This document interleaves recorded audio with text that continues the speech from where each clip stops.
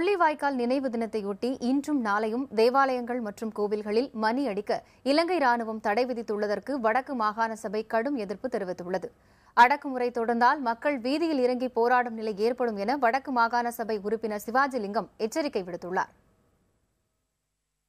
ஒரு மணி நேரம் ஒரு திட்டமிட்ட நாளை நாங்கள் வகுத்து ஒரு மணி நேரம் எல்லா ஆலயங்களிலும் ஸ்ரீலங்கா அரசின் அடக்குமுறைக்கு எதிராக தொடர்ந்து மணியோசைகள் தேவாலயங்களிலும் ஆலயங்களிலும் ஒலிக்கக்கூடிய நிலைமைக்கு போராட்டத்துக்கு எங்களை தள்ள வேண்டாம் என்று இலங்கை அரசாங்கத்தை பார்த்து கேட்க விரும்புகிறோம். படைகளுக்கு நீங்கள் உங்களுடைய படைகளை கட்டுப்பாட்டில் வைத்திருங்கள், ஒழுக்கமாக வைத்திருங்கள், அவர்களை அடங்கி இருக்க சொல்லுங்கள். இல்லை என்றால் மக்கள் வீதிக்கு வர வேண்டிய ஒரு நிலைமை ஏற்படும். மத்தியில் ஆட்சி அமைக்க உள்ள புதிய அரசுக்கும் நரேந்திர மோடிக்கும் இலங்கை வடக்கு மாகாண சபை உறுப்பினர் சிவாஜிலிங்கம் வாழ்த்து தெரிவித்துள்ளார். புதிய அரசு ஈழத்தமிழர்களை பாதுகாக்க நடவடிக்கை எடுக்க வேண்டும் என்றும் அவர் கோரிக்கை விடுத்துள்ளார். முழு இலங்கை தீவும் சீனாவிடம் சென்று கொண்டிருக்கின்ற நிலைமையிலே இந்தியா தீவிரமாக தங்களுடைய அந்த வெளியுறவு கொள்கையை மறுபரிசீலனை செய்ய வேண்டிய நிலைமைக்கு தள்ளப்பட்டிருக்கிறார்கள்.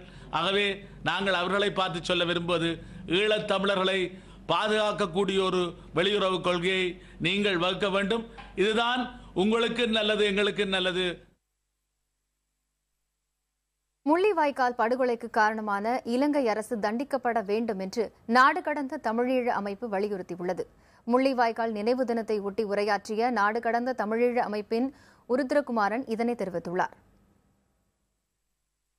இந்திய அரசின் தமிழீழம் தொடர்பான கொள்கையில் மாற்றத்தை தமிழகம் ஏற்படுத்த வேண்டும். இந்தியாவில் புதிய அரசாங்கம் அமையும் ஒரு சூழலில் புதிய அணுகுமுறைகளுடன் நாம் விடயங்களை கையாள வேண்டும்.